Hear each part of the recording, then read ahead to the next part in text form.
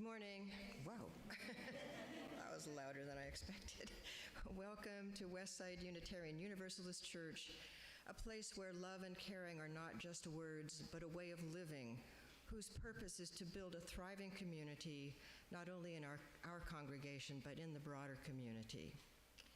My name is Linda Phippen, and I will be serving as worship associate today.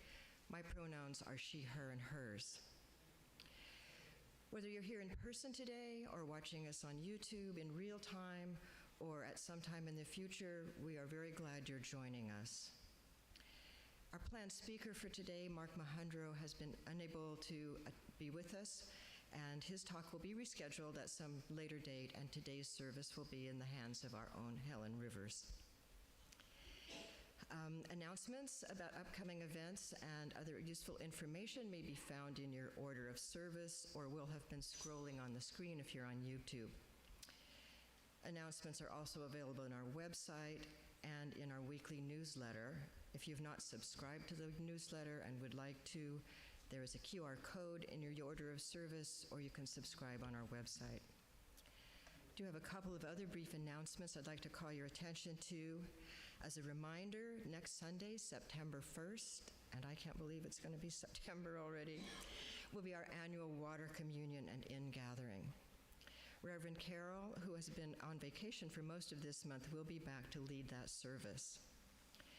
It is also the first Sunday of the month, so there will be a potluck lunch and spiritual conversations after the service.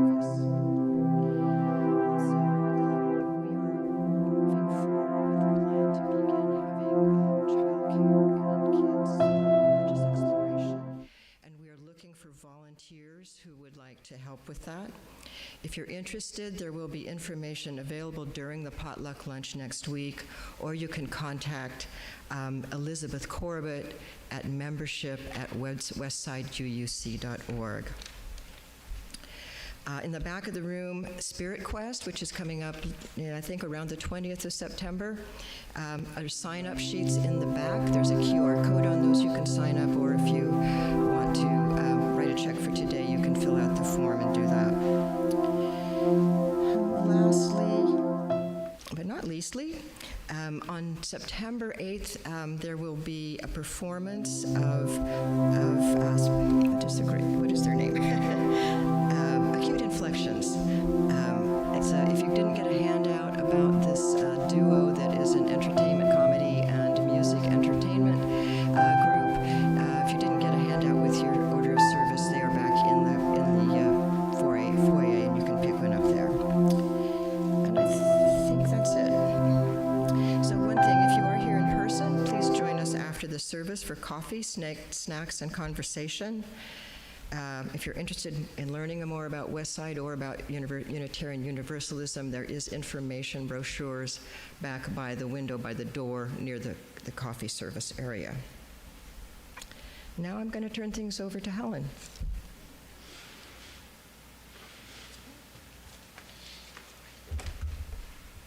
Hey friends, glad you're all here today. My name's Helen. My pronouns are they, she, or anything offered in love. We're going to start with our singing bowl, and then Linda will have our chalice lighting. And I'm not going to strike this really hard like I did last time and wake everybody up real good.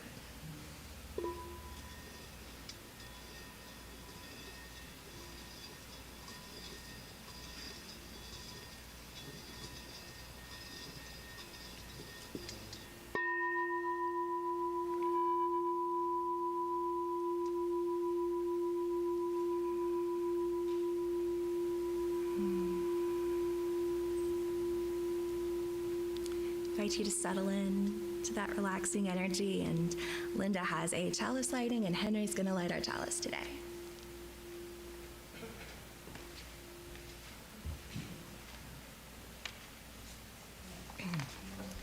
These words for the chalice lighting come from Steve Stock. We light this chalice to celebrate the inherent worth and dignity of every person, to reaffirm the historic pledge of liberal religion to seek that justice which transcends mere legality and moves toward the resolution of true equality, and to share that love which is ultimately beyond even our cherished reason, that love which unites us.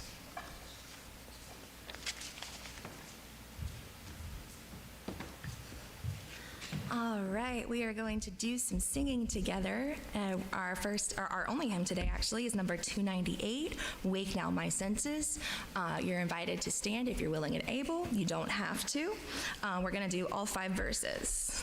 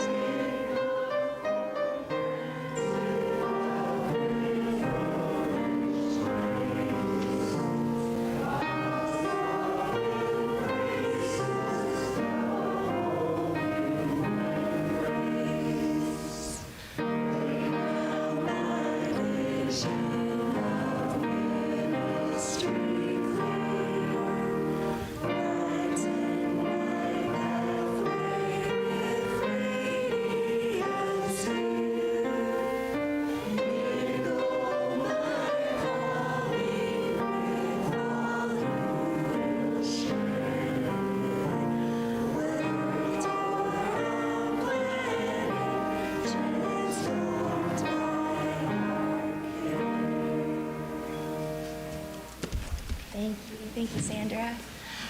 Whew. I'm kind of tickled because that song, that hymn, is typically used at ordinations. And with any luck, next December, we're going to get to sing it for my ordination. And I'm really excited about that. Thank you. So some of y'all were probably here a couple months ago when I gave a service about all of the work that goes into becoming a Unitarian Universalist minister. I had this handy little thingy with me then. We did a game about all the steps it takes. So since May, when I spoke with y'all, I have a couple little updates, which is that pending approval, I will be starting an internship, probably in January at this point. And I have secured a fully funded spot in a remote CPE unit, which I will start in October, which is a huge deal. This was a giant barrier on my journey. And a colleague has decided that they are going to make sure that it happens for a lot of seminarians who are in my position. So very, very thankful for them. And And I'm noticing we've got a lot of visitors today, and I just want to say welcome. You are in an awesome place. You are in an awesome place where, oh gosh, Morgan and I were talking before the service. Morgan and I have been friends for 17 years, since our freshman year in high school. I came here my senior year of high school, so like 2011, so like 13 years, is that right? So about 13 years ago, I came to Westside, not because I was looking for a church community to join, because I wanted people to stop asking me where I went to church and trying to get me to go to theirs. I got more than I bargained for, obviously. I came out as a part of this congregation. Actually, in that office right over there, that belongs to the minister, is where I came out for the first time. And the nursery is where I considered being a minister for the first time. And this community has truly loved me into being, and I am so thankful. So our service today is called Screaming at God and Screaming into the Void. And it is based around this poem that I wrote a couple years ago called Screaming at God, or The Nice Thing About a Blanket Fort.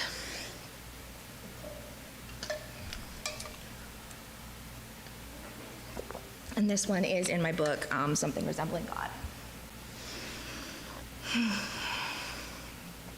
The nice thing about a blanket fort, or a depression pit, as my friend half-jokingly calls it, hoping to remind me not to get too comfortable, that I can't stay too long.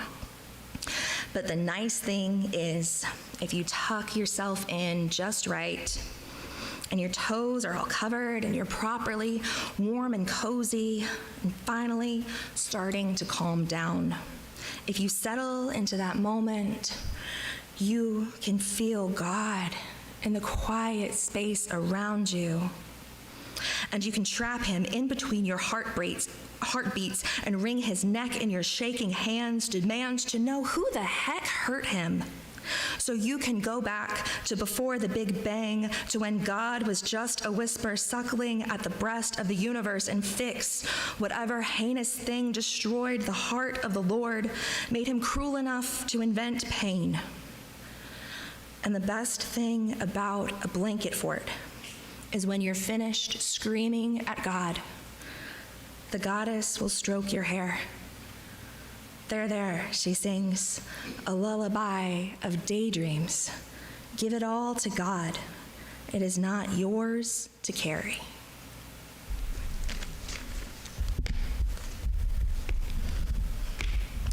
Where'd my kid go? He can have the iPad back now. Here you go, Pumpkin. Thank you. I forgot to print it out. All right, so some of y'all might remember this story from the pandemic. There was a group of women who had spent weeks, maybe months at that point. Oh, actually, let me pause. If I start talking too fast, I want y'all to wave at me. I do that, it doesn't offend me. Please, if I'm talking too fast, I can see that. Is this better with me closer? Yeah. Fantastic. All right, accessibility is really important to me. So if it's not accessible for any reason, I would rather stop than find out after the service that you couldn't hear it, right? All right, so a bunch of folks gathered in this parking lot, and they came together to let it all out. They literally just stood in a circle and screamed, all facing different directions, because you know this is right when COVID started. And they just screamed into the void until they were ready to stop. That's it. That's the whole story. Now, the screaming didn't fix anything. At the end of the scream, they all went back into their impossible situations and kept going. That's what moms do, right? But they felt a little better, and most of us would probably agree that after a good long cry or scream, we usually feel better about whatever it is that's making us want to scream or cry in the first place. And I'm wondering a few things here. The first is, why did that scream help? So we're in a UU setting, so this could go a bunch of different ways, right? Myself, I'm a pagan and a practicing witch, and my perspective is that everything is energy. And releasing stored emotional energy from our bodies through actions like crying, screaming, movement, creating art, poetry, or music, all of these are ways that we can release and return that energy to the universe. Some of my science-minded friends would probably agree from a biological perspective. That release is an important regulating feature. It helps our bodies return to homeostasis after a disruption. We release stress hormones through our tears, and crying literally helps us feel better on a physiological level. Now, some of our spiritual friends might add in some insight about the nuances between pain and suffering. Some psych-minded friends might bring up radical acceptance, and some religious friends might believe that suffering can be a punishment for sin.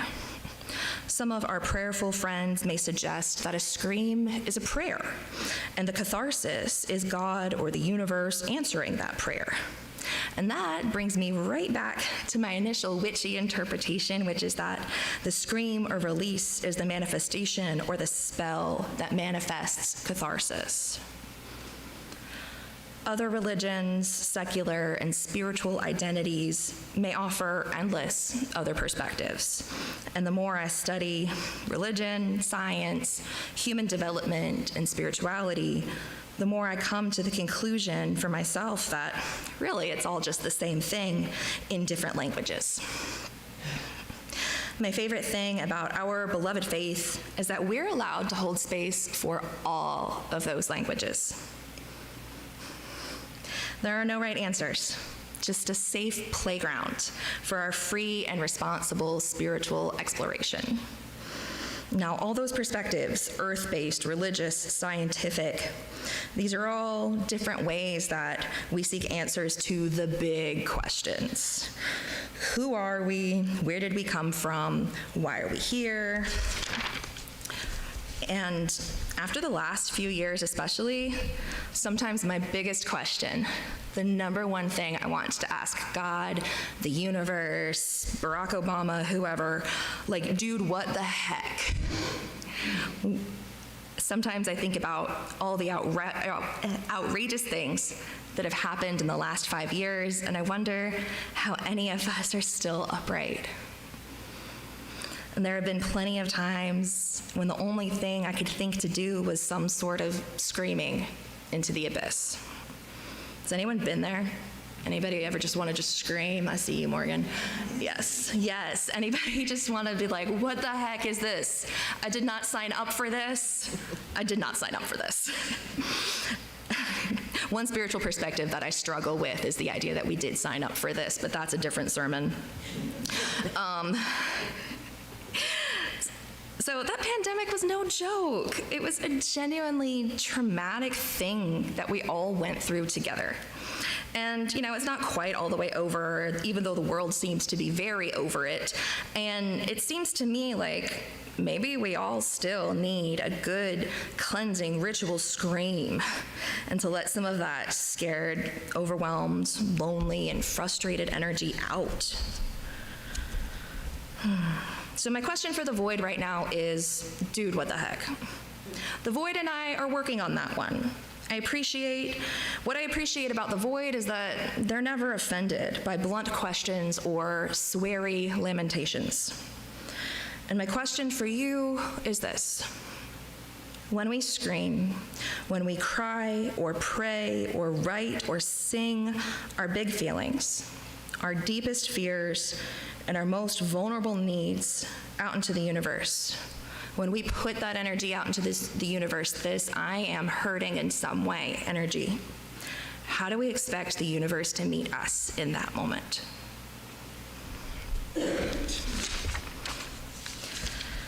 Do we expect that our worries will be met with ambivalence, with compassion? Do we expect, I told you so, or that's what you deserve? Do we expect that our experience will be validated? Whatever response we've been conditioned to expect from the universe, what does it say about how we ourselves regard our own inherent worth and dignity? Let's unpack that one a little bit. So we as Unitarian Universalists, we don't have a set of scripture or dogma that we can point to and say, that's what we believe. Now, we do have our brand new shared values from Article 2, which you can see on my t-shirt. That kind of helps, makes it a little easier to articulate. But one of our guiding principles is that we affirm and promote the inherent worth and dignity of all beings. That means a lot of things. And it means that we believe everyone's journeys and beliefs are valid. Everyone deserves to have our needs met. And there's nothing that we have to do or accomplish or prove to earn that. We exist, therefore we deserve to exist with dignity, have our needs met, and have our existence, unique perspectives, and contributions valued and validated. And that's the same for everyone, no matter if they're UUs or not. Now that's hard, right? How do you believe in the inherent worth and dignity of someone who may or may not believe that you deserve to exist? How do I hold space for the inherent worth and dignity of people who think because I was assigned female at birth, because I am queer, because I am a single mom, anything else, that I shouldn't be a pastor, that I shouldn't be in public, that I shouldn't be allowed to exist? My response to that is that my beliefs, my wholehearted, full-chest belief in the inherent worth and dignity of all beings is not about them. It is about me. It is about how I choose to show up when other people are on their worst behavior. And that's a tall order. It's exhausting. It is hard to hear someone spouting off nonsense about your community and say, they must really be hurting under that. I'm not even going to engage. That's not about me, that's about them. It's hard. And an important piece of all of this is accountability. I am entitled to my free and responsible search for truth and meaning. But the responsible part is important.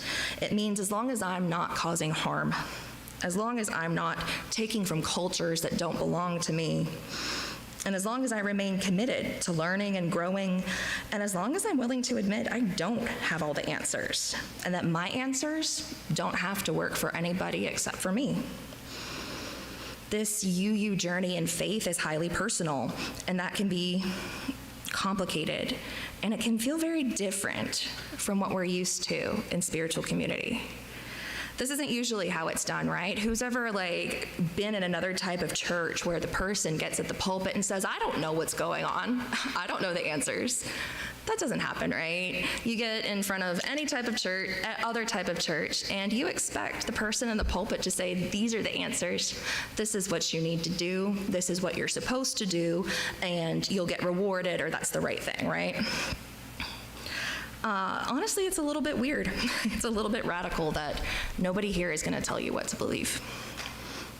There aren't many places like that in our society where a group of people can come together and say, we don't have to agree on everything. We're almost certainly going to disagree about some of the big things. But here's how we're going to be in community together. We're going to covenant to figure out what that means, because we don't need to think alike and believe alike to love alike. No, that's not. Have y'all ever seen that play out in the Facebook comment section? Anybody seen that play out in real life outside of a UU community, or maybe a very intentional spiritual community? No. No, that doesn't happen. So often in our culture, we lack the connections and regulation. Wait, I skipped a paragraph. No, we're so used to being enraged. We are so used to being just PO'd, and we really, really like definitive answers. We want somebody to tell us, this is the thing that's going to fix everything. All you have to do is this. We want it to be simple, right? And it's so uncomfortable. We want to know the truth. We want to know the truth, the whole truth, nothing but the truth. And it is so uncomfortable to admit that we might not know. We might never know. And it takes a lot of courage to say, maybe I don't know. But this is what I've decided to put my faith in, without demanding that anyone else put their faith in that thing too. Too often in our culture, we lack the connections and regulation to handle that discomfort. Instead, we're used to trying to change others' minds, having others try to change our mind, or just surrounding ourselves with people who don't challenge us. And that creates a situation where our norm is constantly experiencing conflict and division with our fellow travelers. If not so much in our immediate circles, because we like to keep the peace at home, right? When we can, we are constantly exposed to us versus them rhetoric and divisive issues. We are told a million different ways that there are only some right ways to scream into the void. And not only do we have to defend our own ways, we have to fight off all the other people trying to convince us that their way is better. That's why I came to church, right? So that I could stop defending myself against why I wasn't everything else. Just no, I'm a UU, leave me alone. No matter how much we might want the big answers to be simple, most things in life are too complex for simple answers or solutions, and most things that matter demand a great deal of nuance. We all have different levels of capacity for that, and for some of us, it is so uncomfortable to not know, or to have our version of the truth challenged, to hold space for complexity. That desperation to have a definitive conclusion and authority on truth is an understandable trauma response to the fear of the unknown. And that need for a simple, straightforward answer is also a symptom of white supremacy culture. So it is radical, and I'd even say, God forbid, a little bit woke, to intentionally create communities where we don't have to feel threatened by our differences. Where your scream is just as valid as my scream, and when we all scream our big questions and big feelings into the void together, it creates incredible harmonies that could never exist if we all just sang the same notes. A pervasive message we receive in our culture is that when we scream into the void is going to fight back. The void, the culture, the whatever is going to tell us to pull ourselves up by our bootstraps, insist we must have done something to deserve the pain that moved us to scream. Maybe we'll learn our lesson for next time. We are conditioned by our authoritarian, punitive culture to expect the void to be a vindictive parent who will cross their arms and remind us the world is not fair, people are not good, we are not good, things are supposed to suck, we do not deserve any better, and we better stop crying about it before we give you something to cry about. That's the version of parents many of us grew up with. Anybody else grow up with parents like that? I'll give you something to cry about, just don't have real feelings. And it's also the version of God that many of us grew up with. It's been suggested that this is a big reason psychologically why the former president was so popular with his particular fan base. He embodies the role of a vindictive father that they've also been taught to associate with God. But here's the thing. Our scientific friends will remind us that we are made of stardust, the very universe that surrounds us. Our earth-centered friends will remind us that we are nature, earth, air, fire, and water. Some spiritual friends will remind us that the beloved is always within us. And some religious friends will tell us that we are made in the image of God. If we are made in the image of God, a reflection of the divine, if we are the expanse of the galaxies and the power of the ocean, if we truly embody and believe in our own inherent worth and dignity, then we must conclude that we deserve unconditional love. And we must conclude that when we scream into the void, we know it is our birthright to be offered witness and comfort in return.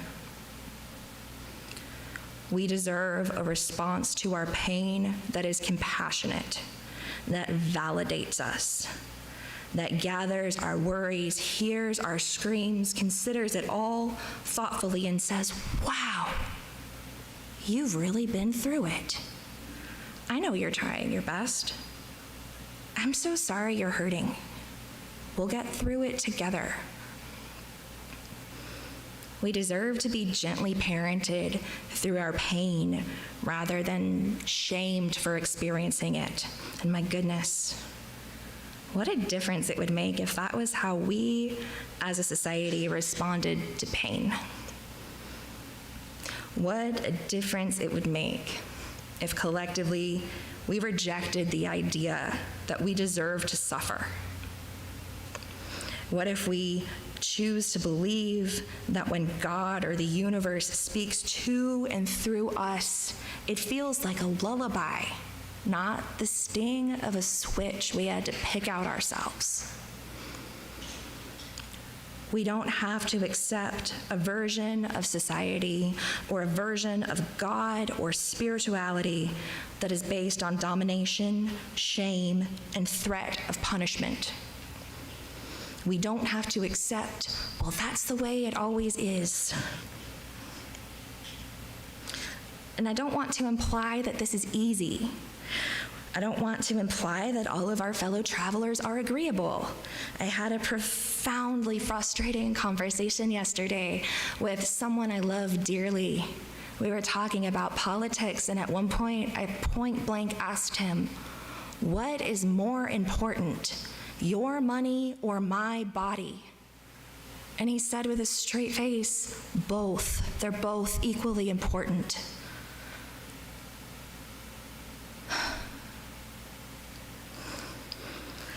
And that's not just the way that we don't have to accept, that's just the way it is. We don't have to be discouraged because some of our fellow travelers are not agreeable, don't see things the way we do, don't want the world to be fair, safe, and equitable for everyone. I'm not saying that loving the hell out of this broken world is something straightforward, one-dimensional, or comfortable.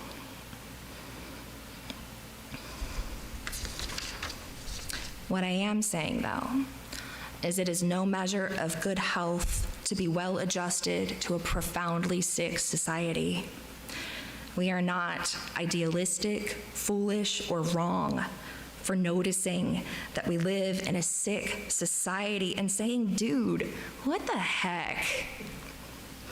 We are not foolish for saying we all deserve better, our children deserve better. We are not accepting suffering as the status quo anymore. We demand and we will fight for the beloved community. We deserve spaces like this beloved community where our questions and questioning are revered as spiritual practices, where we can laugh and love and grieve and scream at God if we need to. And when we do scream, we deserve to be met with gentleness. We deserve to be met with kindness. We deserve to have our big feelings and big questions held in reverence, because they are a part of us and we are a part of the great love and the great mystery that is, and that great mystery can hold all of us in all of our complexity with great care. Goddess, what a difference it would make in a moment of anguish to be met with comfort and witness. What a difference that would make instead of, "Well, what do you expect? People suck, you're people, you deserved this, things suck. That's just the way it is." In the past, I've heard a lot of talk about false idols, and when we talk about God being anything other than the Christian God, if we're being honest, the idea of false idols, you can't, believe in the universe or whatever, it's only the one way. And I would say that a false idol, in my opinion, is anything that insists God or the central life force, or the force, if you want to go that way, is anything other than love. I would say a false idol is anything that any version of God that claims anything other than profound, unconditional love for every single one of us. There are dozens of loving and liberatory ways to interpret that scripture, and commitment to hateful interpretations is always accompanied by a system that prioritizes power over people. Compassion and connections are not central values of the society we live in. And I suspect at least part of that is because hurting, disconnected, disempowered people are a lot easier to control. Narratives of competition, division, revenge, inherent sinfulness, and vindictiveness are so common and entrenched, even in secular society, that we might believe that these things are human nature. But what if the big secret is that our human nature is to be a reflection of the big, big love that is, and is readily available to any of us at any time? We don't have to earn it. We don't have to do anything to receive it except lean into radically believing that we deserve it, that we and everyone around us deserves it, because we all have inherent worth and dignity, and we all deserve to live in a world where we are cherished. And I know all of that might sound like I got my master's degree in being a bleeding heart liberal snowflake, and that's fair, because I basically did. I did earn my master's degree from Starr King School for the Ministry in Religious Leadership for Social Change. And in this frustrating conversation I was having yesterday, this person kept asking me, where do you get this information? Where do you get this information? I said, it's literally my master's degree. So that's just to say, no, not all of our fellow travelers are agreeable, but that is okay. It's not about them, it's about us, it's about how we show up in the world. So what I've learned in my studies of social movements, systems of oppression, and collective liberation is that the beloved community, as the Reverend Dr. King imagined it is entirely possible. And that's why those currently in power are doubling down on the hate, or trying to be in power. I wrote this sermon last year. Doubling down on the hate, on the division, on refusing to acknowledge the humanity of those who are different from them. They hear their death knells ringing, and they know they will be on the wrong side of history, and they are terrified. They are terrified that losing power and status will mean that they will be treated the way they have long treated the powerless. They are terrified that when they scream into the void, all they hear back is their own hate and pain echoing at them, because that is all they think they deserve. That is all they think anyone deserves. I pray for them as often as I pray for anyone else. I pray they remember that they too are star stuff and God stuff, and they too have unconditional love at their fingertips, should they choose to embrace it. Beloveds, may we scream when we need to. May we admire the stardust in one another's auras and the oceans rolling in our veins. May we see the goddess in each of our fellow travelers, and a God, beloved, love, worth, and dignity too. May we have the courage to be the ones to say no. The way we're going about this doesn't respect anyone's inherent worth, dignity, or divine nature. Let's try again. And when we get it wrong, because we will get it wrong, and when we get it wrong, may we always have the courage to try again. May it be so, and blessed be.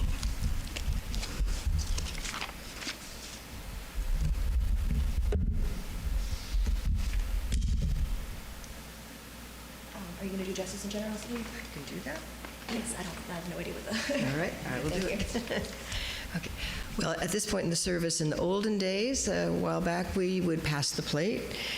We no longer do that. That doesn't mean that we don't welcome, need, and put to good use donations that we receive. So in the back of the room there, you'll find a box with a slot in it where you could put cash or a check. And it also has a QR code on it. There's a QR code in your order of service. If you would like to make a donation, you can always donate on our website as well. We do share our donations that aren't specifically donated for something else. We do share that with, every quarter, a partner, a Share the Plate partner, we call them. This quarter is the UUA, which is the national organization for our denomination. We do derive a lot of benefits from them. Like I chose our chalice reading from their website. So if you would like to donate, please do so. And we are working towards a new way of sharing with our community rather than this this donation mode. We'll be hearing more about that in the future. But in the meantime, if you'd like to donate, please do so.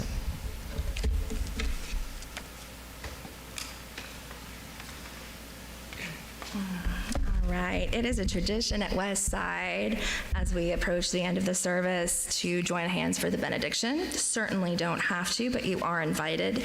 And I thought about doing a cathartic scream, but I kind of thought it would be too loud in here. So if anyone would like, just join me for a cathartic scream right after. We're going to go out this door. We're going to scream if we want to. It'll be fun. All right, here, let me get you. Mind? Dear ones, behold how good this is. Behold how good it is to be in beloved community with people we can safely disagree with. What a privilege to safely disagree with our community members. To be able to say with love and compassion, I think you're full of it. Let's talk about it. It is an honor and a privilege to be a part of this community every single day. May we never forget. May we hold each other in love and care, and may we be the ones to receive that screaming and to hold space for our neighbors when we need to. Blessed be. Go in love. Oh, thank you. All right, if you want to go scream, come line up at this door.